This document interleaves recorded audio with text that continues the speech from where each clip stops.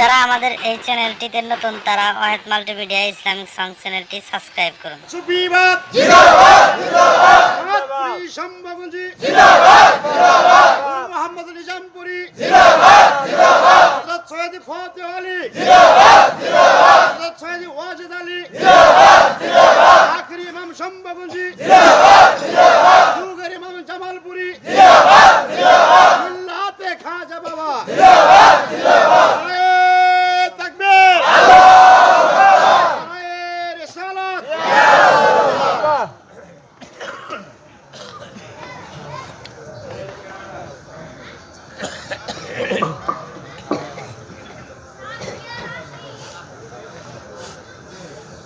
الحمد لله رب العالمين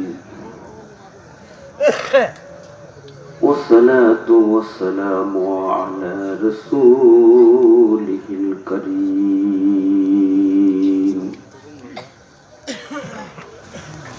بسم الله الرحمن الرحيم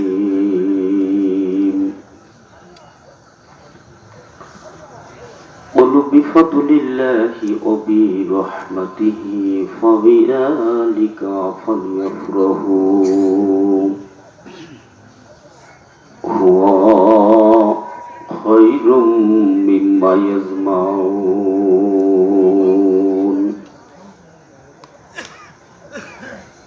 قال الله تعالى وما أرسلناك إلا رحمة للعالمين قال في حبيب شان قال رسول الله صلى الله عليه وسلم أحبني لحب الله وأحب أهل بيتي لحبي قال في حبيب شان إن الله وملائكته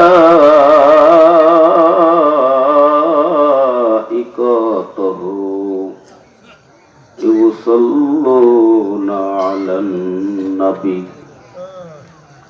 يا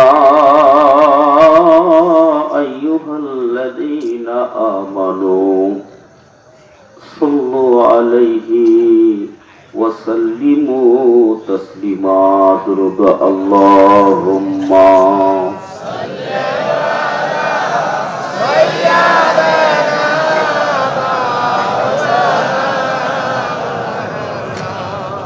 وعلى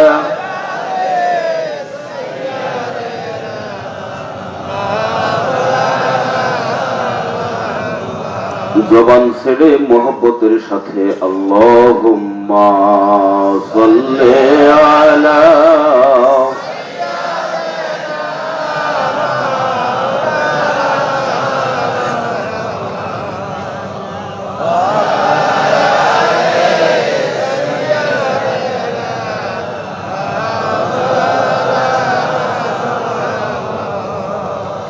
আমাদের উপস্থিতির তুলনায় দরুদ শরীফের আওয়াজ বেশি না কম স্বীকার করতেছেন?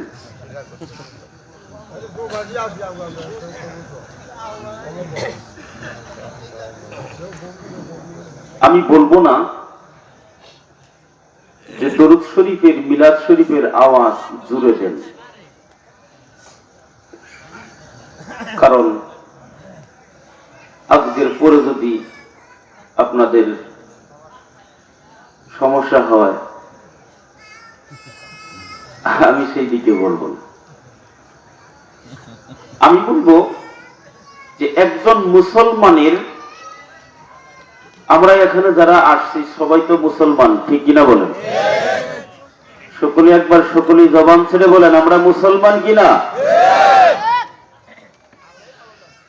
একজন মুসলমানের মূল সম্পদ, আসল জিনিস, মেইন জিনিস তার ঈমান, ঠিক কিনা? আপনি তরিকা করেন, তাবলীগ জামাত করেন, মানে এক কথায় আমাদের বাংলাদেশের মাঝে গোষ্ঠীর কিন্তু অভাব নাই। আমরা অনেক গোত্রে বিভক্ত, আমরা অনেক গোষ্ঠী চলাফেরা, কিন্তু সকল দল সকল গোষ্ঠী কোরআন হাদিসের তো বাহিরে কেউ না, ঠিক কিনা বলেন? সকলের সর্বশেষ কথা একটাই, তুমি পৃথিবীর জমিনে যাহা কিছুই করো না কেন, এই পৃথিবীর জমিন থেকে বিদায় নেওয়ার আগে, কবরে যাওয়ার আগে তোমাকে ঈমান ও আমল লইয়া যাইতে হবে, ঠিক কিনা বলেন?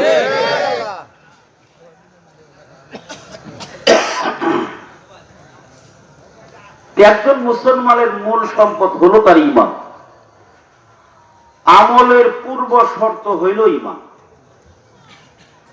ঈমান আনয়ন অবস্থায় যদি আপনি আমল করেন, যদিও সংখ্যায় সীমিত পরিমাণ হয়, সেটাই ওজনে পাথরের মতো। আর যদি ঈমান হারা অবস্থায় আমল করা হয়, সেটা অনেক গুণে বেশি হইলেও তুলার মতো, ওজনের মতো। সেই জন্য আমলের পূর্ব শর্ত হইল ঈমান। আর এই ঈমান যার আছে সেই সফল কাম, আর যার ঈমান নাই সেই হইল বিপদকামী। আর এই ঈমানটা যদি কেহ অর্জন করতে চান, তাহলে একটাই মাত্র মাধ্যম, একটাই মাত্র উপায়, একটাই মাত্র চিকিৎসা, সেটি হলো আল্লাহর প্রিয় হাবিব, আমাদের প্রিয় নবীজি, তিনাকে ভালোবাসতে হবে, মহব্বত করতে হবে।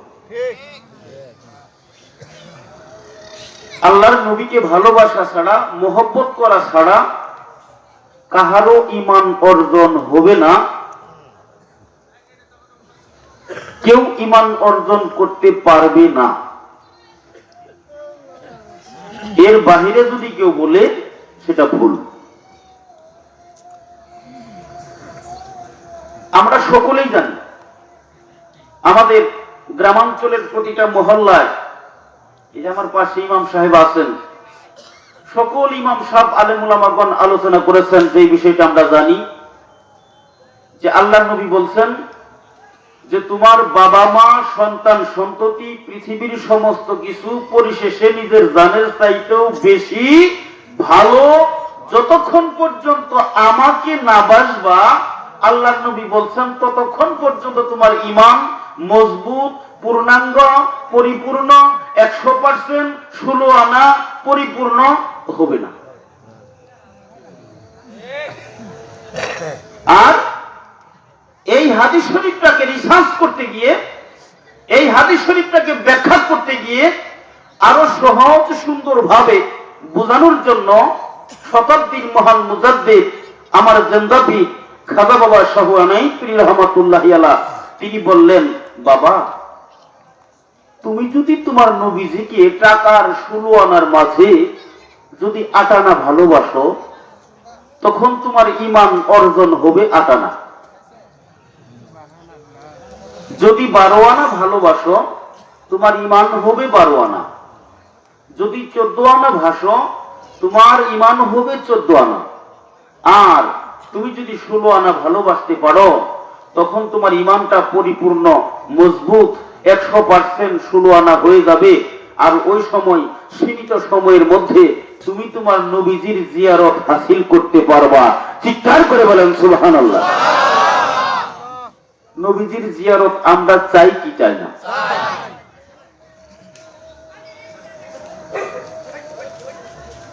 আমার জিন্দা পীর খাজা আনাইপুরি, তিনি শতাব্দীর মুজাদ্দিদের স্তর লইয়া, যিনার বাড়ি হইল মদিনায়, পূর্বপুরুষের বাড়ি হইল মদিনায়, আওলাদে রাসূল, যিনি আমাদের বাংলাদেশের সমস্ত পথ ভুলা মানুষদেরকে পথের দিশারি হইয়া সত্য পথে, ন্যায় পথে, সঠিক পথে নিয়ে আসার জন্য, প্রত্যেকটা মানব দেহটাকে, মুর্দা দেলকে জিন্দা করার জন্য যিনি আমাদের বাংলাদেশের যমুনার পশ্চিম তীরে কদম স্থাপন করলেন, সেই মহান ওলি আল্লাহ বলতেছেন, হাদিস শরীফকে তাগিদ দিতে গিয়ে বলতেছেন, বাবা, আল্লাহ নবী বলছেন তোমাকে কবরে রাখার সাথে সাথে দাফনের পরে দুইজন ফেরেশতা আসে, যেটা কবরবাসী বলেছেন যে আমার দাফন কাজ শেষ করে আমার আওলাদগণ, আমার আপনজনগণ যখন আমার কবরস্থান ছেড়ে দিয়ে চলে যাইতেছে, কবরবাসী বলেন আমাকে রেখে চলে যাইতেছে, তাদের চলে যাওয়ার পায়ের আওয়াজ আমি কবর থেকে শুনতেছি। তারা আমাকে ছেড়ে চলে যাইতেছে, আমি কবর থেকে তাদের পায়ের আওয়াজ শুনতেছি। ঠিক এমন অবস্থায়, এমন সময় দুইজন ফেরেশতা আসে, আর একটা কোশ্চেনে তিনটা প্রশ্ন হয়, মান রাব্বুকা, মান দীনুকা ও মান হাযার রাজুল। ঠিক কিনা বলেন? এটা আমরা সর্বশ্রেণীর সমস্ত মানুষ জানি, কিন্তু এই কথাটাকে আমার জন্য পীর খাজানাই তিনি আরো সহজ সুন্দর করে বোঝানোর জন্য বলতেছেন, বাবা, তোমার রব কি ছিল, তুমি কোন ধর্মের আওতাভুক্ত ছিলা? 3 নং প্রশ্নটা হইল অত্যন্ত গুরুত্বপূর্ণ। খাজানাই তিনি বলতেছেন, বাবা, 3 নং প্রশ্নটা অত্যন্ত গুরুত্বপূর্ণ। সেটি হলো এই, আল্লাহর নবীকে কবরে হাজির করাইয়া, উপস্থিত করাইয়া ফেরেশতা তার নিজস্ব আঙ্গুলি দিয়ে ইশারা করে নবীজিকে দেখাইয়া প্রশ্ন করবেন, ওমান হাজার রাজুল, উপস্থিত এই ব্যক্তিটা কে? এখন আসে, আপনারা যদি এই পৃথিবীর জমিন থেকে পূর্ণ ঈমান অর্জন করে, নবীজিকে ভালোবেসে মহব্বত করে পূর্ণ ঈমান অর্জন করে, যদি নবীজিকে স্বপ্ন যুগে, দুনিয়ার জমিন থেকে ইন্তেকালের আগে স্বপ্ন যুগে যদি একটা বার দেখে যাইতে পারেন, তাহলে কবরে গেলে কি চিনতে আমাদের ভুল হবে? সকলেই জবান ছেড়ে বলেন, ভুল হবে? আপনি বলে দিবেন ইনি আমার নবী, ঠিক কিনা? তখন আল্লাহ বলবেন, হাযা সাদাক্তা, 3 বার, এ বান্দা সত্যবাদী। তখন আপনার জন্য কবরটা হয়ে যাবে জান্নাত, বেহেশত। আর যদি এই পৃথিবীর জমিন থেকে নবীজিকে ভালোবেসে পূর্ণাঙ্গ ঈমান অর্জন না করে নবীজিকে যদি দেখে যাইতে না পারেন, কবরে গেলে কি আপনি চিনবেন? যাকে কোনোদিন দেখেন নাই তাকে চিনবেন কিভাবে? যখন চিনতে পারবেন না, প্রশ্নের জবাব আপনি দিতে পারবেন না। যখন পারবেন না, আল্লাহ বলবেন হাযা কাযাবতা, 3 বার, এ বান্দা মিথ্যাবাদী। তখন আপনার জন্য কবরটা হয়ে যাবে জাহান্নাম, দুজক। আপনার আমার জীবনের খেলা তো কবর থেকেই, দাফনের পর থেকেই শুরু হয়ে গেল। তাহলে এই জায়গায় এই হাদিস শরীফের তাগিদ দিতে গিয়ে খাজানাই তিনি বলতেছেন, বাবা, তুমি যাহা কিছুই করো, এই পৃথিবীর জমিন থেকে বিদায় নেওয়ার আগে নবীজিকে ভালোবেসে মহব্বত করে পূর্ণাঙ্গ ঈমান অর্জন করে নবীজিকে স্বপ্ন যুগে একটা বার দেখে, বাবা, তারপরে তোমাকে কবরে যাইতে হবে।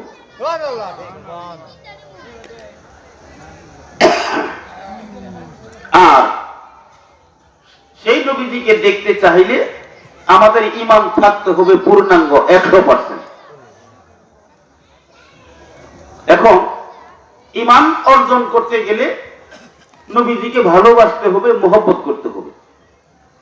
আর এখন আমরা যেই দরুদ শরীফ পড়তেছি, যাকে বেলাগত শরীফ, মৌলুদ কিংবা মিলাদ শরীফ বলা হয়, এই মিলাদ শরীফটা শুধুমাত্র আল্লাহর প্রিয় হাবিব, আমাদের প্রিয় নবীজি, 1 লক্ষ মতান্তরে 2,24,000 পয়গাম্বর, ইনাদের মধ্যে আমাদের নবী, এই নবীজির উপরে এই দরুদ শরীফটা, মিলাদ শরীফটা পড়া হয়।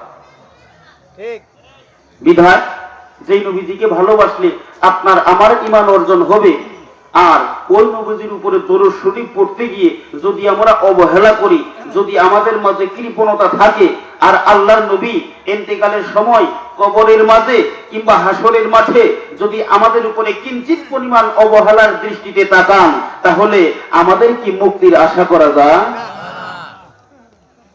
তাহলে হিংসা কিনা অহংকার ছেড়ে দিয়ে নবীজির প্রেম, নবীজির ভালোবাসা নিজের বুকে আঁকড়িয়ে ধরে যার যার জবানকে ছেড়ে, যার যার কণ্ঠকে ছেড়ে একটু মিলাদ শরীফের আওয়াজ দেন। আল্লাহুম্মা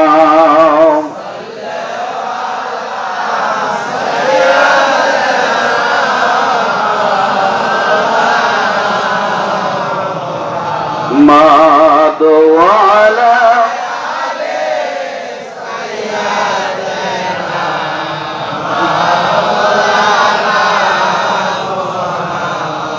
লক্ষ কোটি সালাম জানাই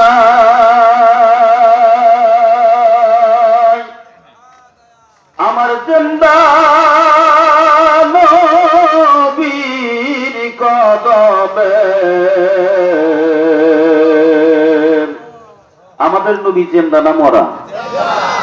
সকলেই জবান ছেড়ে বলেন, আমাদের নবী জিন্দা না মরা? শুধু কি মুখে বলি না অন্তরে বিশ্বাস আছে?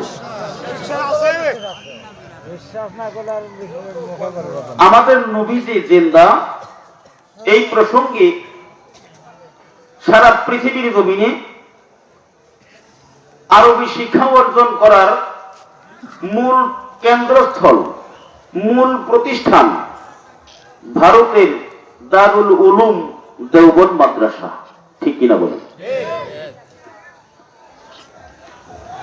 এই দেওবন্দ মাদ্রাসার প্রথম সারির মুহাদ্দিসিন কেরামের মধ্যে একজন নাম হলেন মোহাম্মদ আনোয়ার হোসেন, যিনার বাড়ি হলো ভারতের কাশ্মীর। সেই জন্য ওনার নামের লকব হযরতে আনোয়ারে কাশ্মীরি রাহমাতুল্লাহি আলাইহি। তিনি পবিত্র কোরআনের পরে ৬৬টা কিতাবের প্রথম সহিহ বুখারী শরীফ ব্যাখ্যা করতে গিয়ে বুখারী শরীফের ব্যাখ্যা শহরে বুখারীতে তিনি দালিল হিসেবে পেশ করলেন ইত্তাফাকুল উলামা আলাল হায়াতি আম্বিয়া আলাইহিস সালাম। তিনি বলতেছেন যে আমাদের নবী কেন সারা পৃথিবীর জমিনে যুগে যুগে আদম থেকে ঈসা আলাইহিস সালাম পর্যন্ত যত পয়গম্বরগণ পৃথিবীর জমিনে মানুষের মাঝে এক বিন্দু হেদায়েতের আলো প্রদান করার জন্য আছে, সমস্ত পয়গম্বরগণ কবরে জিন্দা। চিৎকার করে বলেন সুবহানাল্লাহ। আর আমাদের নবী তো হইলেন সমস্ত নবীগণের নবী। ঠিক কিনা? সমগ্র সৃষ্টিকুল, সমগ্র মাখলুকাত এবং স্বয়ং আল্লাহরও নবী যিনি। চিৎকার করে বলেন সুবহানাল্লাহ। তাহলে আমাদের নবী জিন্দা না মরা? দুই, কিছুক্ষণ আগে আমার ভাইজান শফিকুল ইসলাম আলোচনা করে গেলেন মেরাজের কিছু ইশারা। আল্লাহর হাবিব মেরাজে যাওয়ার পূর্ব মুহূর্তে দুইটা মতবাদ আসবে, যে একটা উম্মে হানির ঘরে শায়িত ছিলেন, দ্বিতীয় আল্লাহর হাবিব কাবা শরীফের বাইতুল্লাহর হাতিমের ভিতরে শায়িত ছিলেন। যা হোক, সেই দিকে নয়, বাইতুল্লাহ থেকে বাইতুল মুকাদ্দাস যাওয়ার পরে জেরুজালেম মসজিদুল আকসা, আপনারা শুনেছেন যে সেইখানে 2 রাকাত নামাজ পড়া হয়েছিল। ঠিক কিনা? মুক্তাদি কারা ছিলেন? সমস্ত পয়গম্বরগণ, আদম থেকে ঈসা আলাইহিস সালাম পর্যন্ত। আর ইমাম ছিলেন আমাদের নবী। ইমাম কে ছিলেন? আমাদের নবী। মুক্তাদি 1 লক্ষ মতান্তরে 2,24,000 পয়গম্বর, কিংবা যদি আরো উপরে থাকে তাহাও। আর ইমাম হইলেন আমাদের নবী। তাহলে তারা জিন্দা না মরা?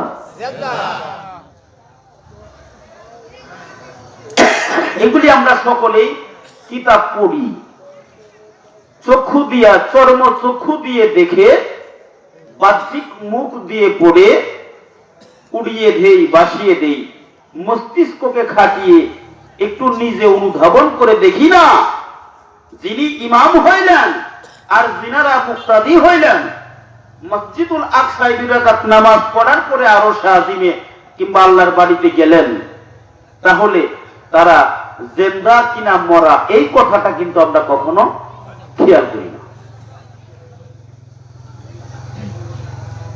এরপরে 3 নাম্বার, মহান আল্লাহ তাআলা পবিত্র কুরআনের সূরা তাওবা আয়াত নং 105 আল্লাহ বলতেছেন, ইমালু, তোমরা যাহা আমল করো, আমালাকুম, যত প্রকার আমল, যত প্রকার ইবাদত। যেমন আজকে আপনারা এই ইসলামী মহাসম্মেলনের মধ্যে ওয়াজ ও দোয়া মাহফিলে বসছেন, এটাও তো এক প্রকার ইবাদত, ঠিক কিনা বলেন? আল্লাহ বলতেছেন তোমরা যত প্রকার আমল করো, যত প্রকার ইবাদত করো, সাইয়ারুল্লাহ, আমি আল্লাহ তাহা দেখি। চিৎকার করে বলেন সুবহানাল্লাহ। আল্লাহ পাক আমাদের সমস্ত কিছু দেখেন, আল্লাহর সৃষ্টিকুল সমস্ত কিছু মহান আল্লাহ তাআলা আমাদের দেখেন। এই কথার ভিতরে সারা পৃথিবীর জমিনের সমস্ত মুসলমান এবং অন্যান্য ধর্মের যারা গড বলে আরো অন্যান্য ভাষায় ব্যবহার করে আল্লাহকে, সকলেই একমত, সমস্ত মুসলমান একমত যে মহান আল্লাহ তাআলা আমাদের সর্বক্ষণ সর্বদাই রাত দিন 24 ঘন্টা আমাদের সমস্ত কিছু মহান আল্লাহ তাআলা দেখেন, ঠিক কিনা বলেন? এর মধ্যে কারো কোনো দ্বিমত কিংবা সন্দেহ নাই। আমার নবীর বেলায় কিছু কিছু সন্দেহ আছে নাকি? অনেকের মাঝে মধ্যে অনেকের আছে, যেমন আমাদের কানে সাউন্ড আসে। এই আয়াতের মাঝে মাঝখানে স্টেপে আল্লাহ বলতেছেন ওয়া রাসূলুহু, আল্লাহ বলতেছেন আমি আল্লাহ যেমনি ভাবে তোমাদের সমস্ত কিছু দেখি, ওয়া রাসূলুহু, আমার হাবিব, আমার বন্ধু, আমার রাসূল, আমি আল্লাহর মতই তোমাদের সমস্ত কিছু আমার হাবিব দেখে। চিৎকার করে বলেন সুবহানাল্লাহ। এখন আল্লাহ বলতেছেন আমি আল্লাহ যেমনি ভাবে তোমাদের সমস্ত কিছু দেখি, আমার নবী, আমার হাবিব, আমার বন্ধু, আমি আল্লাহর মতই তোমাদের সমস্ত কিছু দেখেন। এই কথাটা কে বলছেন? আল্লাহ। তাহলে আমার নবী কি আজকে মদিনা থেকে, আমার নবী আজকে মদিনা মনোয়ারা থেকে এই সবুজপুরের ওয়াজ ও দোয়া মাহফিল আপনারা যারা বসছেন, আপনাদেরকে আল্লাহর নবী দেখতেছেন কিনা? আল্লাহর হাবিব দারে কুতনির হাদিস শরীফের মধ্যে বলছেন ইন্নাল্লাহা রাফালিয়াদ দুনিয়া, আল্লাহর নবী বলতেছেন যে আল্লাহ পাক তিনার সমগ্র সৃষ্টি জগৎকে, দুনিয়ার জগৎকে রফালিয়া, আমি নবীর সামনে উন্মুক্ত করে দিয়েছেন, প্রকাশ্য করে দিয়েছেন, খুলে দিয়েছেন। সৃষ্টির কোন প্রান্তে কোথায় কি হইতেছে আমি নবী মদিনা হইতে দেখতে পারি। আল্লাহ বলছেন আমার হাবিব আমি আল্লাহর মতোই দেখে, আল্লাহর হাবিব বলতেছেন আমি আমি সৃষ্টির সমস্ত কিছু দেখতে পারি। তাহলে আজকের এই অনুষ্ঠান আল্লাহর নবী মদিনা থেকে দেখতেছেন কিনা? তাহলে তিনি জিন্দা না মরা? মরা মানুষে কি দেখে? তাহলে এই কোরআনের আয়াত কি খালি তরিকার ভাইয়েরাই পড়ছে, অন্যরা পড়ে নাই? তাই বলা হয় লক্ষ কোটি সালাম জানাই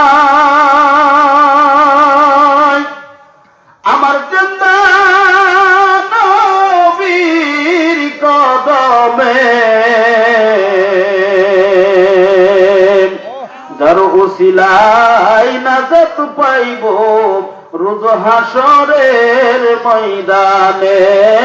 আল্লাহুম্মা জবান খুলে। আল্লাহর নবী কিন্তু মদিনা থেকে দেখতেছেন, বিদায় দরুদ শরীফ করতে গিয়ে কেউ অবহেলা করবেন না।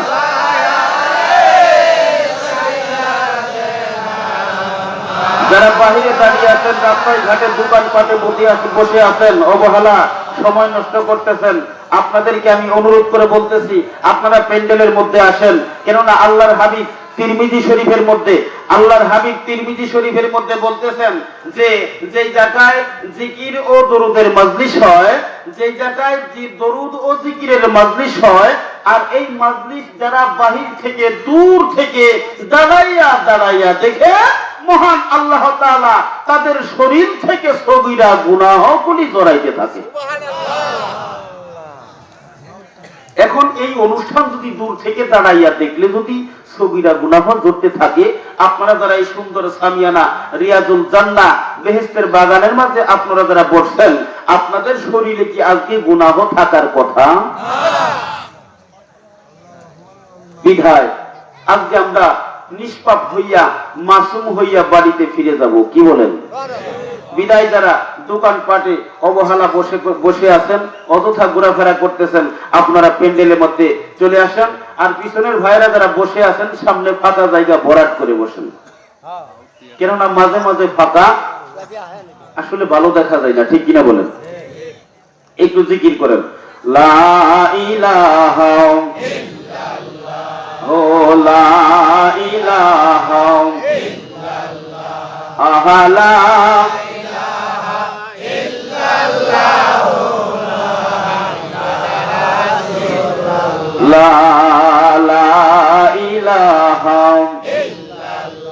জবান ছেড়ে লা ইলাহা ইল্লাল্লাহ,